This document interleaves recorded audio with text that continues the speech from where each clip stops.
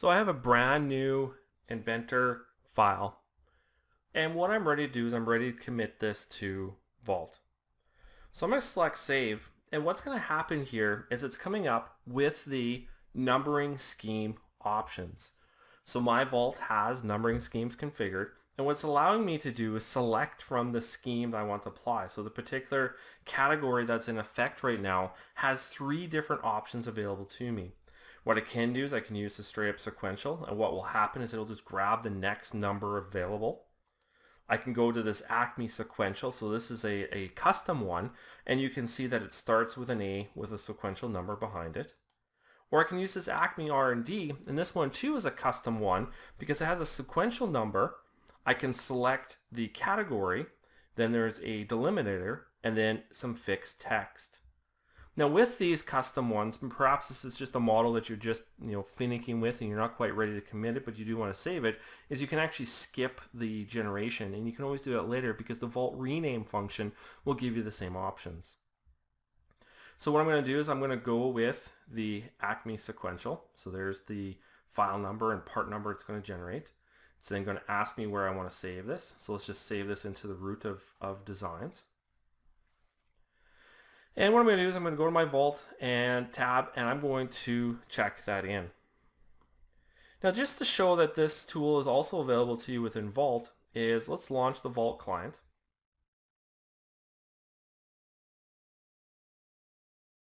Let's select that component that we just checked in, and from the edit drop down I'm going to go rename. And what it's showing me here is the files, so I could add additional files to rename if I want, but when I click next, notice that right now it's applying a numbering scheme, and right now it's none. And with none, that means that I can pick and choose whatever name I want. And the reason why it's defaulting to none is because there's no default numbering scheme applied to this category. However, if I go into the numbering schemes, I'll see the same 3 that are available to this category. So I'm actually going to change this to the Acme R&D. And what we'll see now is that the new name is appearing. And when I click on it, this is where I can say, okay, this is the scheme that we want to use. So I'll click OK. And when I click finish, what we'll see is that it generates the new number for me and renames that file.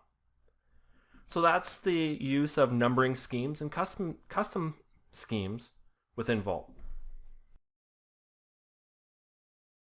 So as a Vault administrator, I want to make sure that my users are creating proper file names. So taking a look in the tools and in the Vault settings, and if I go to the behaviors tab, notice the option to define custom numbering schemes. Right now I can see for files, and notice that I can change the type of object I'm applying this to, is that I can create numbering schemes. And I can see that there's 2 available here. There's my Acme sequential and sequential. What I'm going to do though is I'm going to click new because I want to create a new one. And what I'm going to do is I'm going to call this the Acme R&D numbering scheme. Now the generator is going to be, in this case, a simple number generator, which is the default. And now what I'm going to do is I'm going to start defining what makes this scheme up. So we can see that we're going to force this to uppercase. I'm going to click new, and what I'm going to start with is I'm going to start with a delimiter, or maybe what I'm going to do is I'm going to start with fixed text. And what I'm going to do is I'm going to call this R&D, and the fixed text is going to be R&D. So it's going to start with RD, so I know that it's a prototype. Or maybe what we want is we do want to call it, and we're going to say proto. So it's going to have that fixed text as part of the process. Now what I'm going to do is I'm going to add in a delimiter. Delimiter is going to be a dash. I'm going to click OK, but I actually wanted that to be before the word proto. Okay, what else can we do? Well, I'm going to say new, and what I'm going to do is I'm going to have a auto-generated sequence. So we'll say auto 5, length will be 5, and the range is going to start at 2000. It's going to go to 99,999, and we're going to 0 pad this, and we're going to click OK. Again, I'm going to take this and actually move that up. Well, what else do I want to do? Well, I'm going to click new, and what I can do is I could have it pull from a workgroup label. Or what I could do is I could have it from a predefined list. So maybe I want 3 or 4 options in a drop down that they can choose from.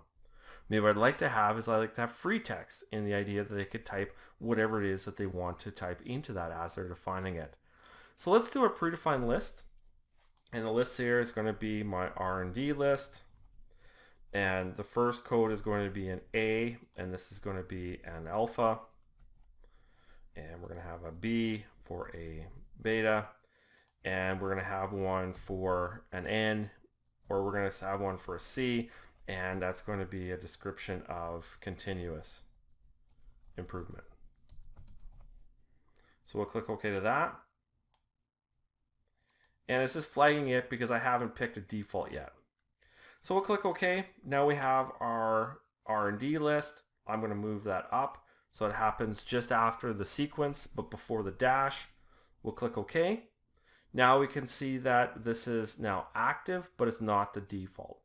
So what I'm going to do is I'm going to say that the Acme sequential is the default, or I can just leave them as being active and have it prompt me for the name. So we'll click close to that, and we'll click close. And what I'm going to do is I'm going to go into Inventor, and I'm going to create a new part file, and I'm going to click save. And notice how I now have that option to choose from the scheme that I want to use. Now remember that I didn't pick one as default, so I can select whatever one it is. So I'm going to pick my R&D. We can see it's going to generate a number. Remember that I assigned a list of options. There's my delimiter, and then the fixed word of proto. So we'll click OK. Notice how it's populated the name. It's just asking for the location of it. So we'll click save. And we can see now that it used that numbering scheme to assign the name, the part number, as well as the file name.